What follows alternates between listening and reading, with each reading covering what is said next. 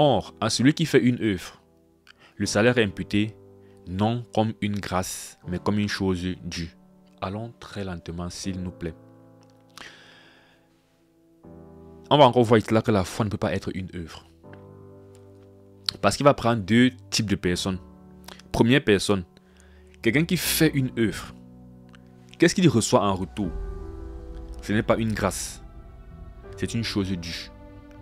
À celui qui fait une œuvre, le salaire est imputé non comme une grâce, mais comme une chose due.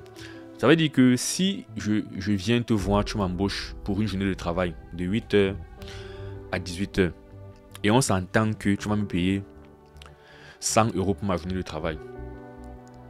Je dis, ok, on a signé le contrat. Et donc, je fais le travail d'une journée. Ce sont mes œuvres. Ok, à 18h, quand je viens te voir, je te demande les 100 € en question. Je ne te demande pas une faveur. Je ne te demande pas une grâce. Je demande un dû, un truc que je mérite. C'est ce qu'il dit. Lorsque tu fais une œuvre, ce que tu obtiens en fait, c'est un dû. Ce n'est pas une grâce. Donc on s'arrête déjà là.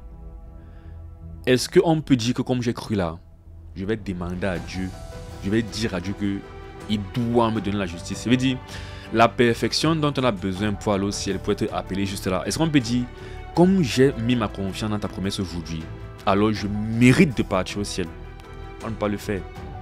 C'est pourquoi la foi ne peut pas être en fait assimilée à l'œuvre. Alors il a pris ce premier cas de figure. Donc ça c'est le cas de figure justement de celui qui veut se justifier lui-même quelque part, n'est-ce pas? Il veut donner du poids à ses œuvres.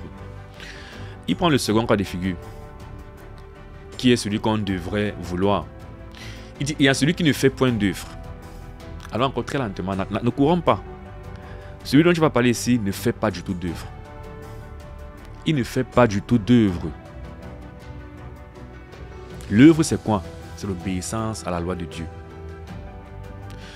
Il dit, il y a quelqu'un qui ne fait pas cette œuvre-là, mais qui croit en celui qui justifie l'impie. Donc, il n'est pas en train d'obéir à la loi de Dieu, mais il croit plutôt à celui qui justifie. Donc, celui qui justifie, c'est Dieu, non? C'est-à-dire que, de même que Dieu avait promis à Abraham la postérité, et qu'Abraham a cru, de même que Dieu me promet que comme Christ est mort, alors je peux avoir la vie éternelle. Comme Christ est mort et ressuscité, alors mes péchés sont pardonnés. De même qu'il me fait cette promesse-là, c'est ça l'évangile, n'est-ce pas? Si je crois en cela, alors ma foi, sa foi lui est imputée à justice. Sa foi lui est donnée comme justice. Pour aller encore terre à terre, c'est injuste.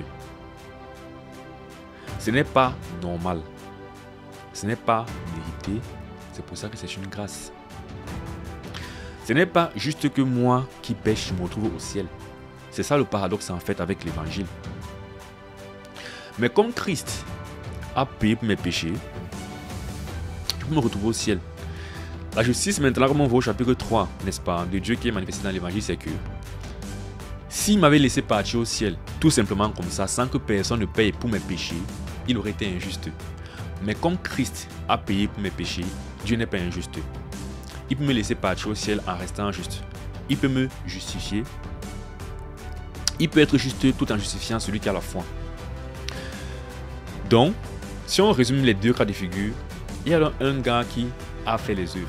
Donc maintenant, voici ce qu'il faut comprendre. Parce que quand il dit il ne reste pas la loi, il n'obéit pas à la loi de Dieu, il croit, ça peut frustrer les personnes. Déjà, c'est ce que le texte dit. Mais ce qu'il faut comprendre, c'est que quand on parle d'obéissance à celui qui fait une œuvre, le salaire est imputé comme une grâce, comme une chose de Dieu, c'est de manière théorique. Personne ne peut littéralement faire l'œuvre qui mérite la vie éternelle. En fait, c'est ce qu'il faut comprendre. Quand il prend ce premier cas de figure hypothétique, ça veut dire qu'en théorie, si quelqu'un respecte toute la loi, alors il va recevoir le salut comme un dû. Il va mériter son salut. Mais ça, c'est en théorie. Dans les faits, personne ne peut justement respecter la loi.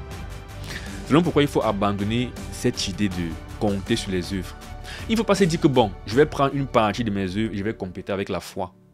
C'est-à-dire, je vais essayer de faire mes œuvres pour mériter mon salut. Comme dans tous les cas, ce sera impossible. Je prends ces œuvres que j'ai accomplies. Ensuite, j'ajoute maintenant la grâce qui vient par la foi. Et les deux me donnent le salut.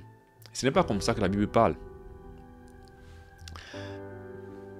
Déjà encore, pourquoi? Parce qu'on a vu, et on verra au chapitre 5 justement, que ce n'est pas mon obéissance, la justice dont on parle là devant Dieu, n'a rien à voir avec une œuvre que je fais. Ça a tout à voir avec l'œuvre de Christ. Bon, c'est pourquoi une fois de plus, on dit que c'est la foi qui impute la justice, pas la foi et les œuvres, n'est-ce pas? Ce qui a été imputé à la justice, c'est la foi.